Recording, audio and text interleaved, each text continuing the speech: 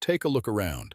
A campfire, a family dinner table, a support group, children sitting on a classroom floor, friends gathered around a fire pit. Different places, different times. Yet somehow, humans keep arranging themselves in circles. Why? Why not rows? Why not squares?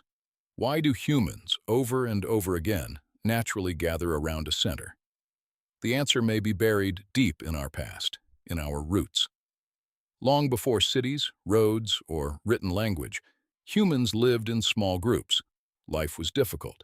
Food had to be found. Predators had to be avoided. And survival depended on staying connected to the people around you. Then came one of humanity's greatest discoveries: fire. Fire changed everything.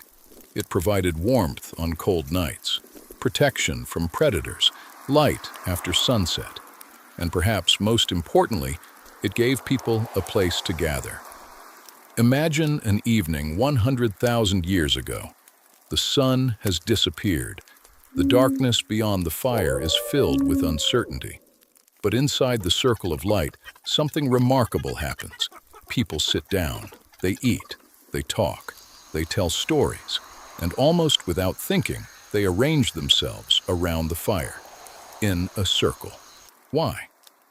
Because a circle solved several problems at once. Everyone could see the fire. Everyone could receive its warmth. Everyone could see everyone else's face. No one was hidden behind anyone else. No one was pushed to the back. The circle created connection, but it also created safety. Humans are social creatures. We constantly read faces, body language, and emotions. We look for signs of danger. We watch for approval. We notice fear, confidence, and trust. A circle allows maximum visibility. Everyone can see everyone. And in an ancient world filled with uncertainty, information was survival. Imagine hearing a strange sound in the darkness. You might not know what caused it, but if everyone around the fire suddenly looks worried, you know something is wrong.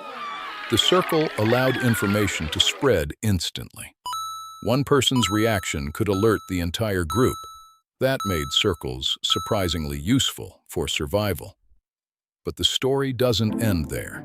Around those fires, something else was happening. Stories were being told. Knowledge was being shared. Warnings were passed to younger generations. People taught one another where to hunt, where to find water, which plants were dangerous. Some anthropologists believe these gatherings helped shape human culture itself. The circle became humanity's first classroom, its first meeting room, its first community center, and perhaps even its first theater. Thousands of generations grew up this way, sitting around fires, sharing stories, watching faces illuminated by flickering light. Eventually, humans built villages, then cities, then civilizations. The fire moved indoors. The circle remained. Today, we gather around dinner tables, conference tables, boardroom tables, fire pits, classroom circles, therapy groups, support groups.